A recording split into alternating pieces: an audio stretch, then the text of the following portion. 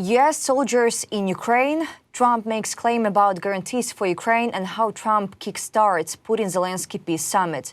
We'll talk about this with political analyst, European Leadership Network UK member Alexandra Filippenko. Alexandra, glad to see you and thank you for joining us. Thank you for having me. Alexandra, President Volodymyr Zelensky returned to the White House on Monday to meet U.S. President Donald Trump for fresh talks aimed at ending the war in Ukraine. Several European leaders also flew to Washington to attend the meeting, days after Trump met Russia's dictator Vladimir Putin in Alaska for a summit that failed to result in a ceasefire. How do these talks in Washington fit into Ukrainians' broader diplomatic strategy? What risks does Ukraine face if negotiations stall again? Well, I must say that there's a stark difference between what we saw in Alaska and what we saw in Washington. First of all, we may say already with almost 100% guarantee that the Alaska talks failed for Donald Trump. Because President Trump, according to Axios and according to different sources, was ready to leave those talks in Alaska because he just saw that his diplomatic efforts do not work when it comes to Vladimir Putin, when it comes to his demands. He didn't change any of his demands. So even though President Trump stayed in the end, but there was no lunch, there were no additional meetings. He only talked to Vladimir Putin and, of course, the representatives of Russia together with Steve Witkoff and Marco Rubio, and then had that anti-press conference. But here, what we saw in Washington now, the story is absolutely different. We see President Trump being quite happy with this united front of the European leaders and headed by President Zelensky, of course. And he didn't even want to end the meeting because we saw and we know that there were scheduled meetings by President Trump with different representatives, including Richard Grenell, that he was supposed to meet, the special envoy of President Trump in Latin America, and he canceled those meetings because he didn't want to conclude meetings with the European leaders and with Volodymyr Zelensky. He didn't want to stop that. And even that call to Vladimir Putin that President Trump made during the European leaders summit in Washington, that call was supposed to happen after they all left. But President Trump didn't let them go. They all stayed. President Trump was happy to answer questions.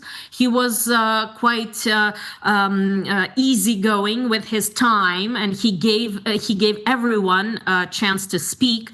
So it's a stark difference with what we saw in Alaska, of course. And of course, it's a stark difference from what we saw in February during the meeting between President Zelensky and President Trump. So now we are hearing and we are seeing that the main thing that was discussed is the NATO-style guarantees, the security guarantees for Ukraine.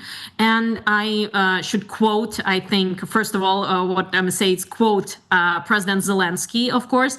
And he himself said that this was the best meeting yet, although then he said, no, I'm sorry, the best meeting is yet to come. The best meeting is in the future. But what he said to the press is that the main issue that's been discussed, the first, is security guarantees for Ukraine. And now we know that from the United States, those security guarantees for Ukraine are going to be discussed by none other than Marco Rubio, the state secretary and the advisor, the national security advisor to President Trump. And that's extremely important because Marco Rubio is one of, if not the most professional in the Trump administration, the most professional person in the Trump administration. So we are seeing those security guarantees being on the first line, let's say, of discussions. And that stark difference from what we saw in February and, of course, from what we saw in Alaska, too. About guarantees, as you said, Ukrainian President Volodymyr Zelensky said that Western security guarantees for Ukraine would be formalized within the next week to 10 days, noting that the framework could later be expanded by Kyiv's partners as more details are worked out. Zelensky outlined three main components of the future agreement, so we are waiting for this.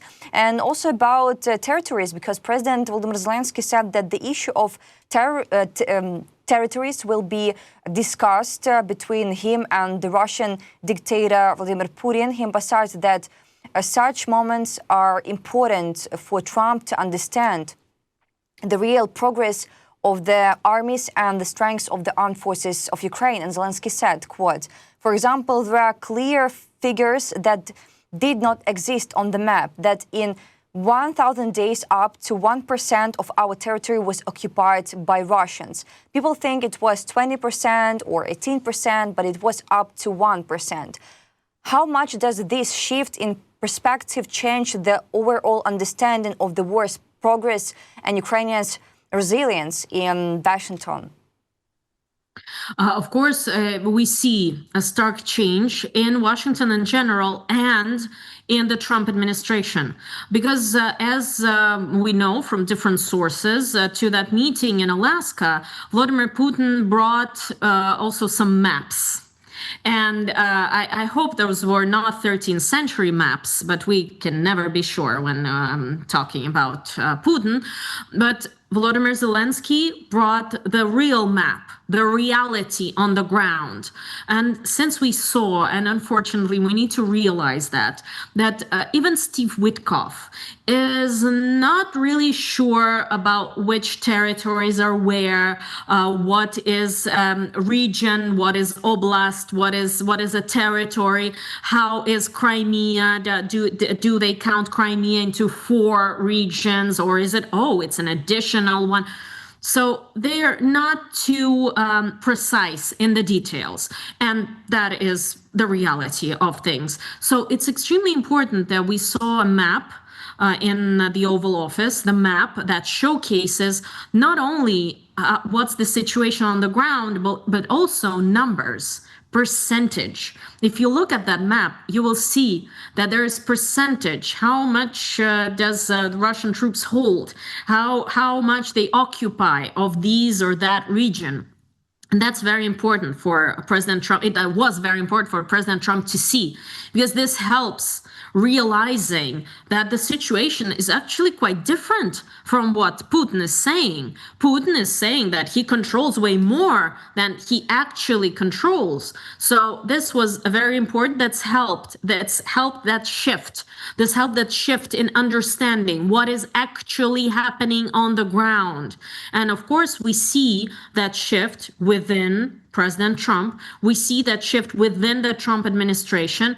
And I should remind you that J.D. Vance, that was so keen on attacking Volodymyr Zelensky in February during that meeting in the White House, he didn't say a word yesterday. Not a word. It seemed that he wasn't there.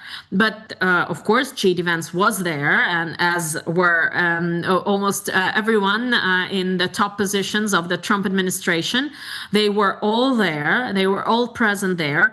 But there is a shift in understanding, first of all, what is happening on the ground, as the Russian side likes to put it, what's the realities on the ground, what's happening, what's actually happening, and what's the situation is potentially for Ukraine, and what's the situation potentially when the European Union and European leaders, not only European Union, because of course we're talking about the United Kingdom also, how the situation is actually when European leaders are eager and ready to help Ukraine, and what they're ready to do, and that they are moving as a united front.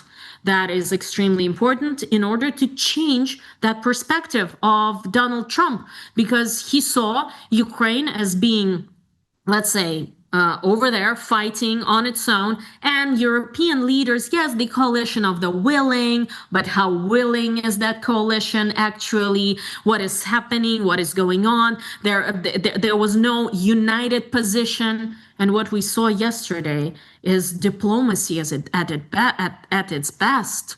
The diplomacy that everyone is talking in sync. Everyone is supporting one another, and that of course helped change the perspective in Washington and most importantly of President Trump. And we also saw that journalist Brian Glenn apologized to Volodymyr Zelensky for his February question about the absence of a suit, and Zelensky joked that the journalist hadn't changed since their last meeting. Also, a good mood, and it's super. About security guarantees, as we mentioned, Russian dictator Vladimir Putin has agreed to provide security guarantees to Ukraine, said US President Donald Trump during a meeting with European leaders. He stated that Putin agreed that Russia would accept security guarantees for Ukraine. This is one of the key points we need to consider. Also, we are going to be considering at the table who will do what. How should we interpret Putin's statement that Russia is ready to accept security guarantees for Ukraine? The boogeyman for Russia has always been NATO. They've been talking about NATO on the doorstep, or NATO potentially attacking Russia. Oh, that was the boogeyman of the 1990s, of 2000s, of late 90s, of course, because we remember that Yeltsin didn't talk about anything like that, but Putin did. And for Putin, and they're trying to scare the Russian people into thinking that NATO is something extremely dangerous. But European security guarantees is something completely different. It actually can be the same. And as Giorgia Meloni put it, and just look at how she spoke about it. Giorgia Meloni is one of the closest mind readers, I would say, of President Trump. And she used this gesture talking about the NATO-like guarantees. And she said that something to the effect of, Italy actually proposed the Article 5 style guarantees. So actually these are the Article 5 style guarantees, but by the European leaders, not by NATO. That's a no-no for Russia, but NATO-like guarantees by Europe. And in front of our eyes, actually, a very, very important shift is happening. The European Union is turning from the economic alliance, from the trade alliance, into a security alliance, into a military alliance. We haven't seen that in the European leaders. We haven't seen that in the European Union and the UK. We haven't seen that. But now the European Union is reimagining itself as a security alliance, as an intelligence alliance. And that is what we are seeing. That's happening in front of our eyes. And those guarantees should include, as we've heard, peacekeeping force, tens of thousands of troops. That might be quite difficult to attain. That might be quite difficult to get. But peacekeeping force of tens of thousands of troops in Ukraine, European troops, the force a smaller contingent to deter Russia right there on the border, the small contingent, and there we might think about seeing the Americans, not in that huge peacekeeping force of tens of thousands, a small contingent, a small group, but the most lethal one, the most dangerous for anyone who wants to attack Ukraine. And of course, the observer mission, it's the symbolic presence. It's militarily, it might be quite weak, but the observer, of course, this peacekeeping force, yes, of course, it should be there as the observer. But for the Americans, it would be quite difficult to say that boots on the ground are attainable in that big tens of thousands troops force. but in a small contingent, in a smaller contingent, that might be possible. Plus, additionally, of course, the air support potentially, of course, the intelligence support 100%, that we might all see from the American side, and that's expected from the American side. But this all will be decided by the group talking about it and by the group deciding on what is that. And that group from the American side is headed by Marco Rubio. And that's very important because Marco Rubio, the state secretary and the advisor, the national security advisor to the president, knows very well what it's like to communicate with Russia and what it's like to be in front of Russia. So the American side seems to be quite powerful in the idea of the security guarantees, but as everyone has said, all the leaders, and including the United States, that Ukraine most of all needs a strong army and boots on the ground, Ukrainian boots on the ground. The US involvement is a breakthrough, although, yes, details are unclear. But most of all, Ukraine needs a strong army and arms from the United States paid for by the European Union. This is, I think, everyone says the same thing about that. And of course, those security guarantees they do include the strong army in Ukraine. Dear friends, write your opinion in comments about contingent and about that Russia proposed holding a bilateral meeting at the leaders level first, followed by a Trilateral summit involving US President Donald Trump, according to a statement from Ukrainian President Volodymyr Zelensky. After talks at the White House, Zelensky said that US President Donald Trump had contacted the Russian side to discuss possible diplomatic steps. According to him, Moscow proposed first holding a bilateral meeting between Russia and Ukraine, followed by a trilateral summit. The Ukrainian president stressed that Kyiv was ready to take part in any format at the leaders' level, since only such high-level talks could resolve the most difficult and sensitive issues. What do you think about risks? Well, the main risk is that Russia will drag its feet again. Will drag its feet, will talking about it. And the Kremlin readout after that call of President Trump with Putin said that the call was frank and constructive. And that's diplomatic code for disagreement. And we didn't hear any confirmation from Putin about negotiations with Zelensky, about meeting Zelensky.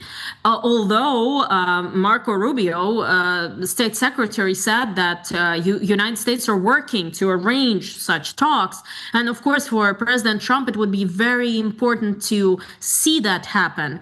But I suppose that Russia will try to drag its feet as much as possible, because for Putin, meeting Zelensky is so potentially painful. How many times have Putin and his cronies said that Volodymyr Zelensky is not a legitimate leader of Ukraine, that there are supposed to be elections in Ukraine, pretending as if in Russia there are elections, but fully disregarding the laws of the land. It's the law of the land that there can be no election during a wartime. Of course, there can be nothing. How do you organize an election during wartime? And we all understand that. And Putin is playing with that idea. And for him to legitimize Zelensky is something just as painful as losing Ukrainian land that he already drew into his constitution. So I'm afraid that meeting might be dragged in time. And we all understand that for Putin, this is a chance to attack more, to do more, to move faster. And even during that call with Trump, Putin ordered, or under his orders, new rockets flew to Ukraine, and Ukrainian cities were attacked right during that call that was so frank and constructive with President Trump. So I'm afraid that that might drag and maybe not even happen at all in the end. But although when we're talking about Trump, we can understand that he can push Putin into that. He can really affect Putin and make Putin do it. So maybe, and I hope I'll be wrong, I hope I am wrong, and I hope this will happen rather sooner than later. And Volodymyr Zelensky is doing an amazing and just fantastic diplomatic effort at saying that there are no preconditions. I am ready to meet here and now, right now. Let's do it now. He's ready to meet whoever and whenever and however it's possible in order to stop the killings of Ukrainians. So this is also a very important gesture for President Trump that he's seeing Volodymyr Zelensky is doing. And we'll see if this really happens. And then, of course, we will see the trilat, as President Trump puts it, and a meeting also, as Emmanuel Macron said, a meeting that would be needed with the European leaders, because Europe, as we now see, is moving together and walking as a united front supporting Ukraine. French President Emmanuel Macron made a statement emphasizing the need to step up sanctions pressure on Russia if peace talks with Ukraine fail. BFM TV reported the information, and Macron noted that if the current peace negotiations on resolving the war in Ukraine do not yield the desired results, the international community must be ready to take this decisive action. And if peace talks collapse, what kind of US sanctions would be most effective in pressuring Russia, and not only US? Do you believe that Trump is ready to take the political risk for himself of introducing tougher sanctions on Russia? Because we heard about deadlines and nothing. Yes, deadlines seem to be comfortably forgotten, and all those ultimatums are kind of forgotten right now. Sanctions that would work and that would affect the Russian economy are sanctions on China, because China is the power that is helping Russian economy so much, and China is selling everything to Russia. China is buying everything from Russia. But again, this will definitely affect the Russian economy if there are sanctions on China and China stops, for example, buying Russian oil. But until China stops buying Russian oil, until China does something, so those sanctions would affect American economy. And that is why President Trump is not ready to do that.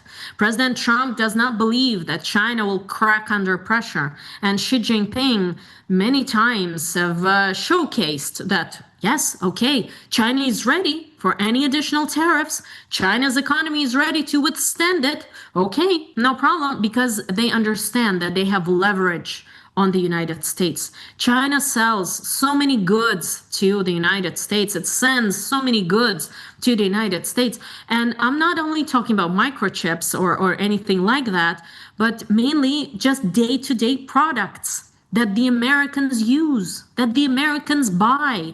And that is what China understands, and that is what President Trump understands. If there is a tariff on Chinese goods, Americans will feel it firsthand. They will feel it. Of course, this will affect Chinese economy. It will be very bad for the Chinese economy, definitely. But maybe China can withstand it for a while, and maybe China will not stop buying Russian oil.